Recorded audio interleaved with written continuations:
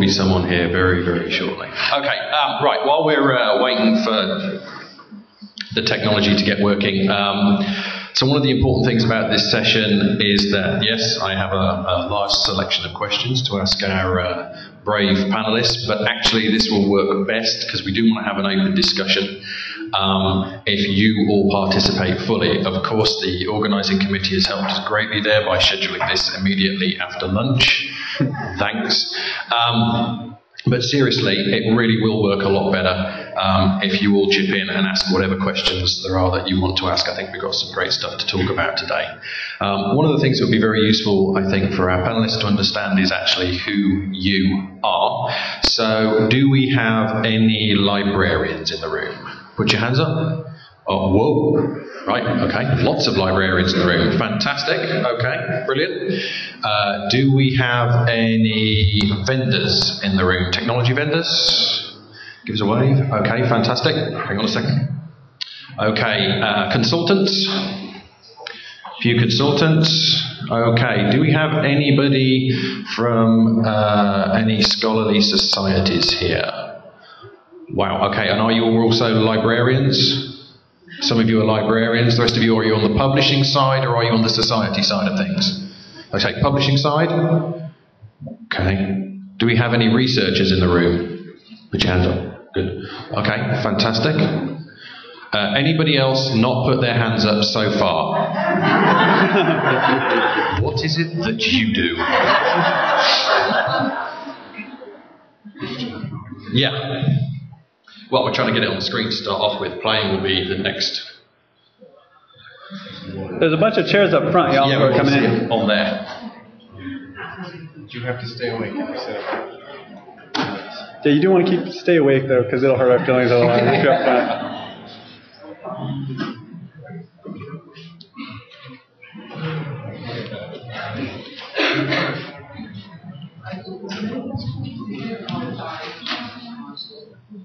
I mean, shouldn't this just be hitting like Shift F10 a couple times do it? All right, while we're going, here was my opening line. It was a lot funnier when I had the slide, which was welcome to Fight Club. There's some chairs up here, y'all. Oh, we have a mouse. Great. Step one. Okay. I tell you what we're going to do. We're going to, thinking on my feet here because David here doesn't have slides. He was just going to talk. So we're going to change the order. We're going to have David Crotty from OUP talk first. Then we'll have Jason Priam, researcher. And then we'll finish with Tom from Elsevier. And fingers crossed, by the time we get to Jason, we'll have some slides working. Please. Okay, David. Pull my slides up here. Gone old school. Just David had asked us just to give us sort of a brief opening statement, an answer to the question: publishers, what are they good for? To introduce myself, David Crotty. I'm a senior editor with Oxford University Press. For those unfamiliar, OUP is the oldest and largest university press. We've been continuously publishing for over 500 years. We've published around 275 journals. 70 to 75% of those are owned by societies and research institutions. We are a not-for-profit organization. Publishers, what are they good for? It's a seemingly straightforward question, but upon examination is one of great complexity. We've bundled a lot of functions together in the organizations that we call publishers, including a wide array of products and services. First, what do we mean by publishers? And I'll assume for the conversation here we're talking about scholarly publishers, leaving newspapers, magazines, music publishers, people who publish fiction books out of these things. But even still, that leaves an enormous amount of different types of publishers, each providing different services and products. So there's really no simple answer, no one-size-fits-all response to that question. The benefits offered by a scholarly book publisher are clear. Again, in the sciences, and my background is in life sciences and medicine, a monograph or a collected work on one subject can really codify a field. It can literally will it into existence. A laboratory manual can take the cutting edge and turn it into the mainstream. In many fields of research, success is measured not by publishing articles in journals, but in publishing a book on your subject. So in areas that like a journal publisher, a book publisher there can offer a designation service. This work is interesting and original enough to warrant the financial risk and the effort involved in creating it into book form. Beyond designation, publishers offer financial support necessary to get books created, and often the expertise and the vision to make them successful.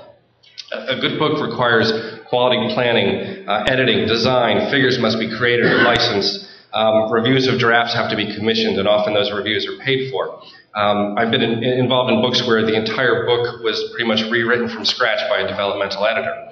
All of those things cost money. A publisher acts as an investor in this case, laying out the cash that's required to make the book exist and taking on the financial risk, essentially insulating the author from that financial risk. The publisher then works to make that investment pay off, both for themselves and for the author. Depending on the field, the author may even receive an advance and get paid for their work, regardless of whether the book actually succeeds in the market. Consider the textbook. A really good textbook is an extremely evolved object.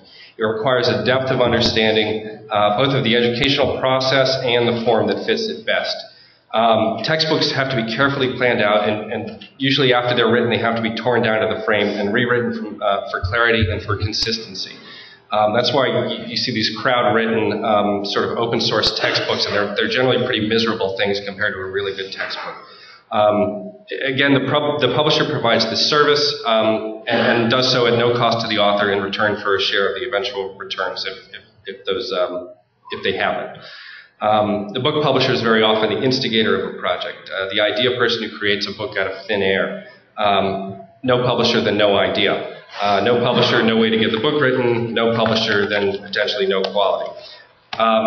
So the scholarly journal publishers, though, are a different sort of service industry. I think technology has reached a point where researchers can really do for themselves a lot of what a journal publisher offers. The question you have to ask is, why would they want to spend their valuable time doing such mundane work? Researchers, scientists in particular, do an enormous amount of outsourcing. Their job is discovery, doing experiments, learning new things. As such, they pay someone to wash the test tubes in the lab rather than doing it themselves, because that means more time and effort can be put towards doing experiments. I think I use this phrase in nearly every talk I give, but I've never met a successful scientist with a lot of spare time. Labs will buy things like premix, instead of pouring salt in with water and making a solution, they'll buy a premixed bottle of salt solution. It costs more, but it saves time. A lot of biology is dominated by the use of kits, these sort of prefabricated sets of reagents that you just put solution 1, solution 2, solution 3 together and you have your experiment done. Again, it's faster, but it's a lot more expensive than making everything yourself. Labs farm out common activities, sequencing DNA, making constructs, breeding flies, making transgenic mice. It's all done so researcher time can be concentrated on being on the cutting edge of really garnering new knowledge. When I look, I have a PhD in genetics, and I look back at my thesis, which was done in the ancient pre-genome days of the mid-1990s. The majority of the work I did would now be done by basically emailing a company and then sitting around waiting for the results to come in. But it would have been seen as a really tremendous cost-benefit win for the lab, because I wouldn't have to waste my time doing these sort of commonplace techniques, and I could instead have focused on pushing the edge further out. So if we're in an area where researchers are so time-pressed that they only do the experiments that they can't hire someone else to do, does it make any sense to ask them to sacrifice an enormous amount of time doing the jobs of publishers, something that's just as easily outsourced? Publishers provide a set of necessary services for the communication of results. These are often tedious and time-consuming services, and like the lab's dishwasher, the sequencing center, or even the campus plumber, we're paid to do the necessary things in order to free up a researcher's time to do research. Now, you can certainly argue over which of the services provided are necessary or worth outsourcing, and we're certainly going through an era where technology is opening up new types of services and making older ones obsolete. Publishers still provide a key factor, though, that researchers can't provide themselves, and that's neutrality. If you're self-publishing, you're axiomatically self-promoting, and that's not credible in the scholarly realm. Your claims have to be reviewed by others. What you say about your work is always going to be suspect. Journals serve as a neutral third party, gathering expert opinions on the validity of your claims and hopefully passing final judgment. That process can't be done by the authors themselves because nobody trusts anybody else. That's the nature of science. You have to show it. You have to prove it. Given the enormous stakes here, the scarcity of funding and careers, any system without that sort of neutral oversight would rapidly fall prey to manipulation and gaming. It's a service that's tedious and time-consuming, as are many of the other things services publishers offer, from editing to layout, to typesetting, to providing a stable and constantly updated permanent platform for research output. If you think of it, a researcher posts their paper on their own website. What happens if the technology changes? If we move away from the sort of simple PDF format to some newer, more modern format, how many researchers are going to take the time and the expense to go back and recreate their old papers in this new format? What happens if that researcher has passed away? A publisher has clear motivation for delving into that back content and keeping it alive. Nearly every journal on earth has paid by now to scan in all their pre-internet content and make them available. So really, who would have done that? Who would have paid for that work otherwise? Overall, though, times change, technology changes, and the needs of researchers will continue to change as well. We need to be aware of that and change our services, the services that we offer, to better match those needs. That may mean changing our peer review process, or it may mean changing the way literature is accessed. So be it.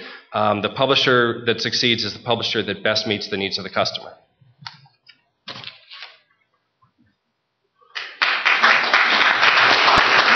Thanks very much, David.